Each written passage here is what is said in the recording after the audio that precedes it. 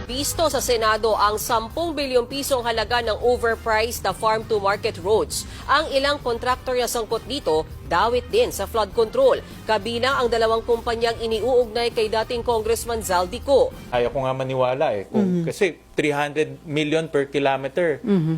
Parang gumawa ka na ng tulay nun no? Pero kung iisipin natin, kanina lang lumabas sa news, merong 421 na ghost projects na nadiskubre na ng Department of Public Works.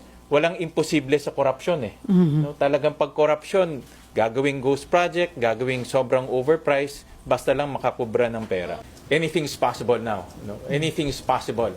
Sabi nga ni Secretary Tiu Laurel, may ghost projects in FMR na nakita sa isa pa lang yun. But nag-i-inspect sila ngayon. So we have to brace for more of this